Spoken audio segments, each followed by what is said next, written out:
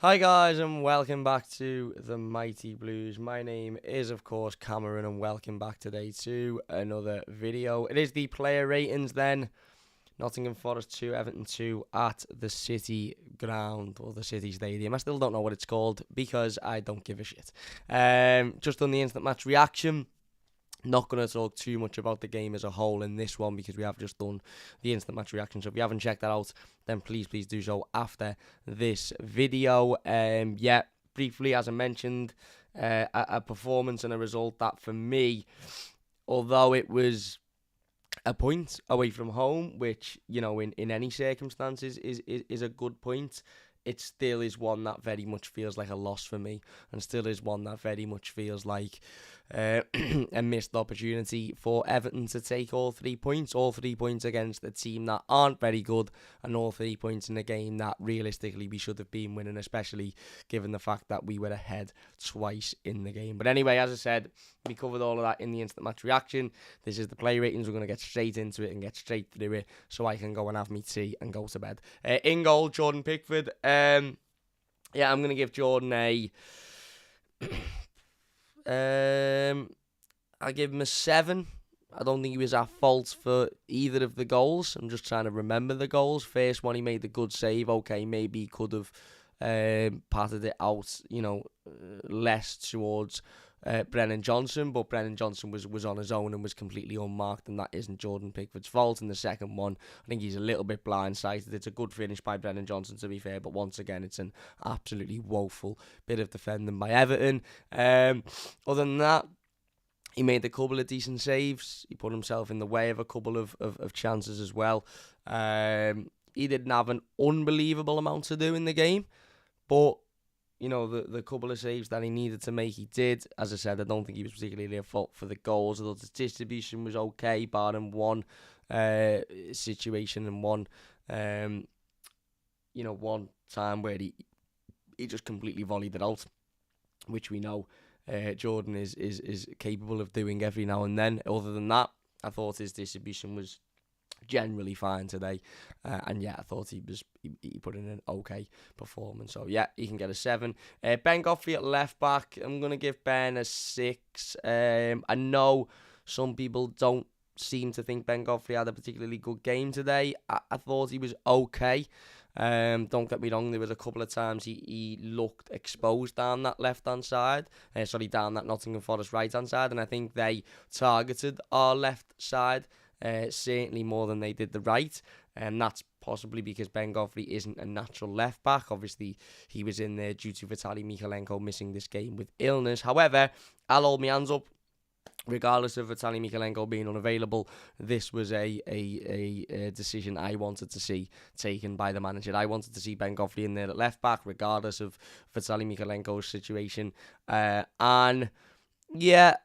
thought he was all right. As I said, at times I thought he looked good. At times I thought his recovery pace worked really well, and he got back a couple of times and cut a couple of balls out, and he got his foot on it and put a couple of good challenges, a couple of good blocks in there. However, there was a few times where he was exploited, and he was sort of caught in no man's land. And as I said, they were heavily targeting that left hand side, which tells you everything you need to know about how Steve Cooper felt about Ben Godfrey's first half performance, because everything went down that side in the second half. So I didn't think he was unbelievable. I didn't think he was awful. I thought he was just okay.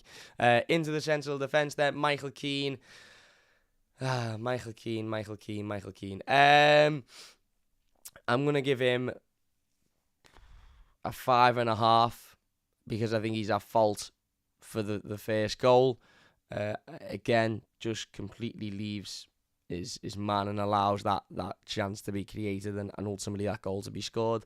Other than that, I thought he was okay. I didn't think he was, absolutely at socials. I thought he had a couple of moments where he put himself on the line, a couple of good blocks, a couple of good headers in there to get rid of the ball. But ultimately, that is a defence that once again has, allowed 2 goals, 2 very avoidable goals to have been scored when we simply are not in a position to allow those types of goals to be scored within a relegation battle. And as I said, the reason Nottingham Forest got a point out of today is because we effectively allowed them to get a point out of today with silly defensive errors, and Michael Keane was a part of that. Again, a couple of good moments, but generally just not good enough to play for Everton. I'm not too sure why he's being preferred over somebody like Yerry Mina. Maybe it's just because of the previous relationship that the manager had with Michael Keane, but he just isn't good enough, and it's as plain and simple as that, really. Next to him, James Tarkowski, I'm going to give him a 5.5 as well. I think it'd be unfair to give one centre-half a low rating and not give the other the same. I don't think he was particularly impressive today either. Again, allowing Nottingham Forest's forward players to have far too much time, far too much space on the ball, far too many opportunities that ultimately come their way that shouldn't have, and yeah, just not as greatest of games. James Tarkowski is one of the players that I think we should be looking at when we're 2-1 up with 20 minutes to go against a really poor side. He's one of the players that we should be looking at to sort of keep his head screwed on and ultimately lead the team to winning that game of football, lead the team to seeing that game out. And he didn't do that. He ultimately didn't do that. And, for me, that's something that should be reflected in, a review of his performance. But yeah, there you go. Seamus Coleman at right back then. I'm going to give Seamus a 6. I thought he was okay. Don't think he did anything particularly wrong. Again, couple of good passes, a couple of good moves going forward as well. A couple of good bits of play and movement in the right areas. Defensively looked generally okay. Again, no real massive mistakes. He was part of that defence that conceded 2 really, really poor goals, similar to James Tarkowski. And again, similar to James Tarkowski as well, Seamus is another one of those players that when we're 2-1 up with 20 minutes to go, and I'm not blaming Seamus Coleman or James Tarkowski for this, but they're the types of players that you should look at to see you through in games like that, to show that leadership, to show that professionalism, to show that guidance to the younger players around them that, we will see this game out and we will get a really important 3 points, and that wasn't the case. So, yeah, you can have a 6 as well. Into the midfield then, Adissa Garner-Gay. I'm going to give him a 6. I thought he was better than he was last week, but that isn't hard because last week he was absolutely atrocious. Again, generally a good performance. Never made any, woeful mistakes. Never made any absolute howlers this week, which is, it's quite telling when we're sitting here and saying that, a player's had an alright game because they haven't made a howler of a mistake. That tells you everything you need to know about where we are at the moment.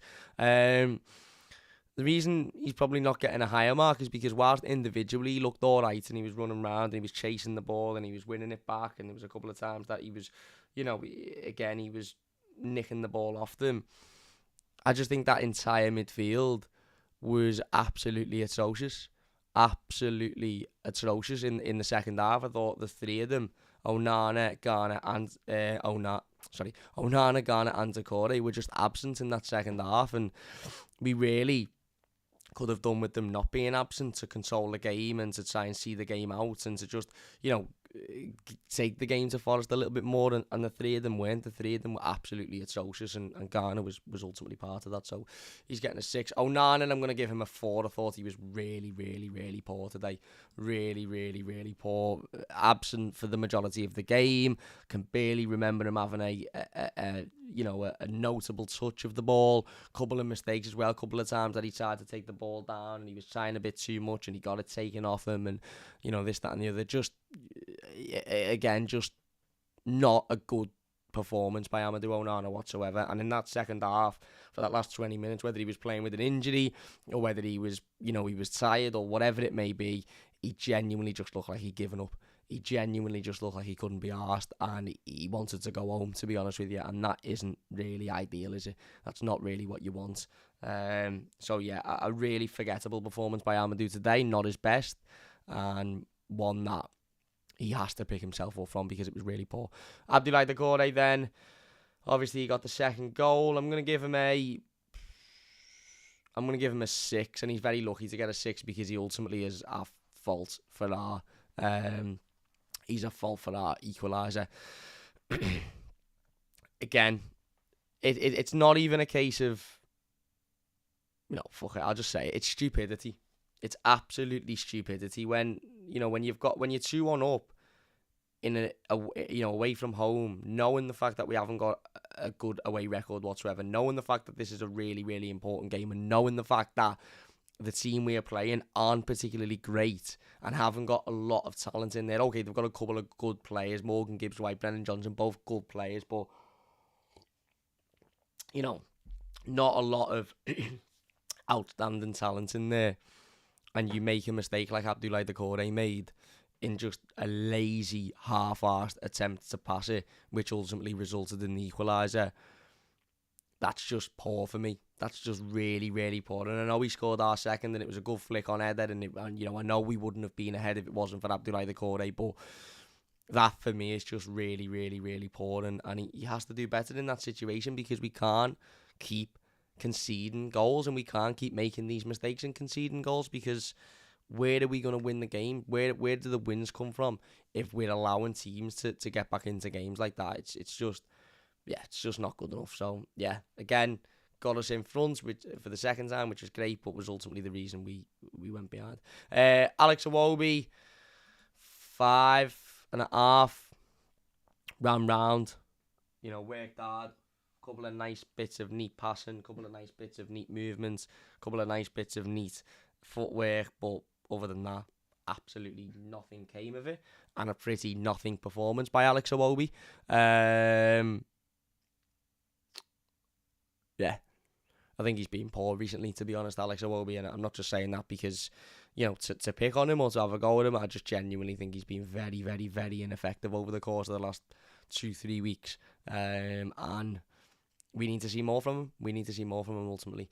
Dwight McNeil on the other side. I'm actually going to give Dwight McNeil a 7. I actually thought he was Everton's best player today, and you mightn't agree with me because there's generally quite a general feeling about Dwight McNeil, but I actually think since Sean Dyche has become the Everton manager, Dwight McNeil has been Everton's best player. He's consistently working hard. He's consistently every week putting at least a couple of balls into the box, a couple of balls into the danger area to try and make something happen. Wasn't as effective at doing that today. A couple of good corners in there, but he worked hard. He put himself about. His passing was good. His touch was good. He moved the ball well. Again, yes, I'm not sitting here saying he's world class, he's unbelievable, he's amazing. Yes, he still offers us nothing in terms of in front of goal and very little in terms of creativity. But in the context of the game, I thought he was Everton's best player. And then Damari Gray, I'm going to give Damari a 7 as well. He scored the penalty. Thought he worked hard. I thought he moved it well. And look, he's an Everton striker that scored a goal. Which the fact that we're saying that is a positive explains why in the instant match reaction for 20 minutes I was extremely worried. Onto the bench then.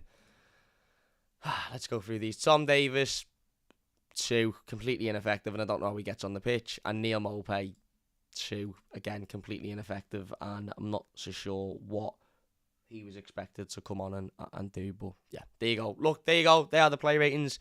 If you've enjoyed them, please leave a like. Don't forget to check out the instant match reaction if you haven't already. We'll be back tomorrow with the game review, so look out for that one. But until then, big thanks for watching. Leave a like if you've enjoyed it, subscribe if you're new, and we'll see you later.